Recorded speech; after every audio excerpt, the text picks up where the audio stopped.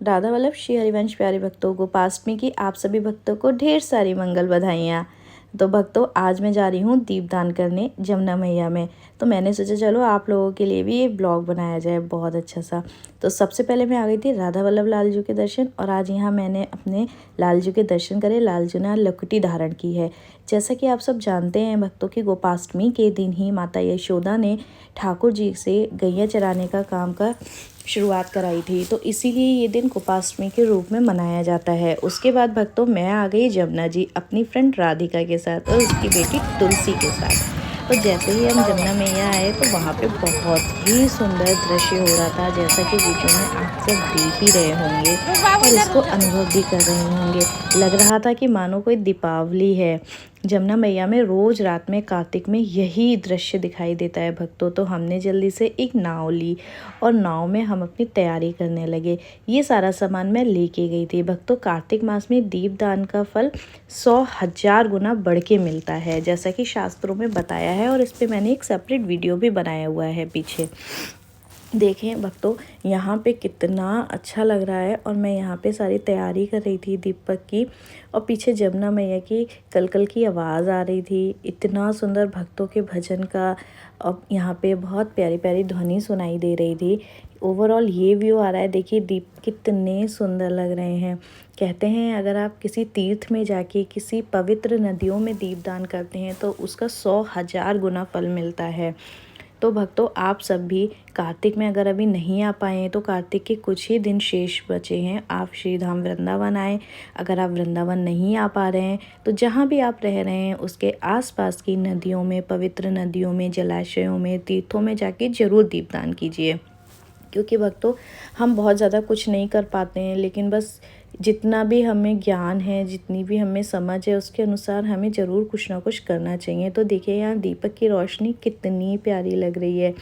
यहाँ हमने थोड़े थोड़े दीपक बनाए और थोड़े थोड़े दीपकों को एक साथ जलाकर फिर हमने जमुना जी मैया में दिए जलाए थे। मुझे तो बहुत ही अच्छा लग रहा था। और भक्तों, अगर आप सभी कोई भी भक्त यहाँ नहीं आ पा रहे हैं वृंदावन में और दीपदान कराना चाहते हैं तो आप मुझे कमेंट में बता सकते हैं। मैं आपके नाम से भी दीपदान कर दूँगी। इसके लिए आपको कमेंट में जाके मुझे बताना पड़ेगा, व्हाट्सएप पे मैसेज करना पड़ेगा, तो फिर मैं वो कर दूँगी आपके नाम से। आप मुझे बता सकते हैं, लेकिन कोशिश कीजिएगा कि आप खुद ही अपने हाथों से दीपदान करें तो वो ज़्यादा अच्छा है। तो यहाँ पे मेरी फ्रेंड राधिका है, वो दीपदान कर रही है, मैं यहाँ पे दीपक बना रही हूँ। हम दोनों ने मिलकर यहाँ पे 108 दीपदान किया था। मुझे बहुत अच्छा लगा। मैंने तो कभी भक्तों सोचा ही नहीं था कि मैं इतना कुछ कर भी पाऊँगी।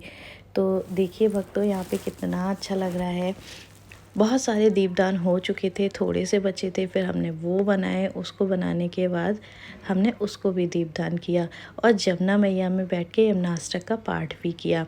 कहते हैं यमुना जी में अगर आप यमुनाष्टक का पाठ करते हैं तो उसका भी कई हजार गुना फल मिलता है। और कार्तिक मास में तो ओए होए, कार्तिक मास में तो बहुत ही आनंद आता है। आप अगर एक माला भी करते हैं तब भी उसका 1000 गुना फल आपको प्राप्त होता है। देखिए यहाँ मैं दीपक यहाँ पे जला रही हूँ, दीपदान कर रही हूँ, और देखिए ये दीपक कितने सुंदर लग रहे हैं।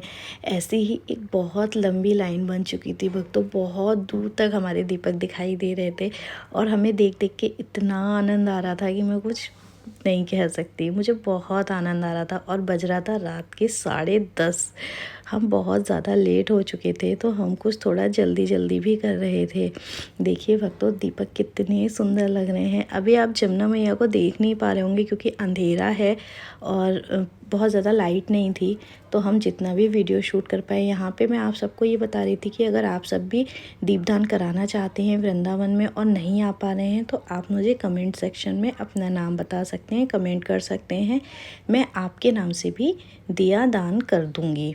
तो ये मेरी यूट्यूब, फेसबुक और इंस्टाग्राम फैमिली के लिए है। आप सभी स्वस्थ रहें, मस्त रहें, आनंदित रहें। श्री जी आप पे खूब खूब कृपा बनाए रखें। जमुना मैया आप सभी की सारी मनोकामनाएं पूर्ण करें। इसी के साथ मैंने ये लास्ट के दीपक दान किए थे।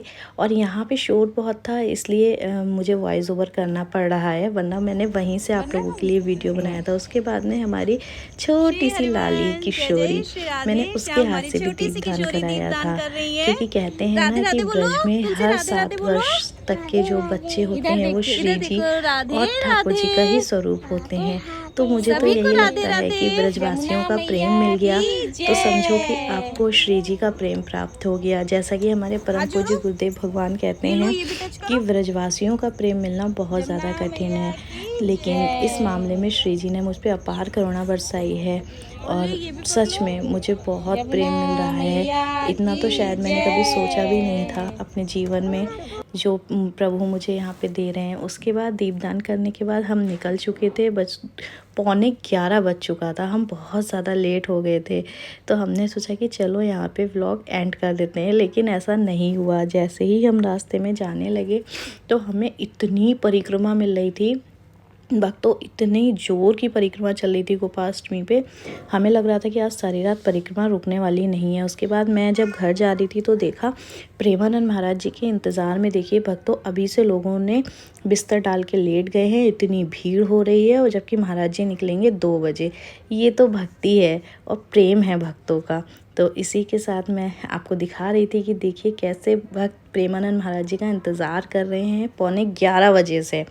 लगभग 11 बज चुका था यहाँ आते आते, 11 बजे से, और महाराज जी आएंगे 2 बजे। यही तो सब प्रेम है। तो भक्तों अगर वीडियो पसंद आया हो तो लाइक कमेंट सब्सक्राइब जरूर कीजिएगा। मिलती हूँ एक नई वीडियो में। और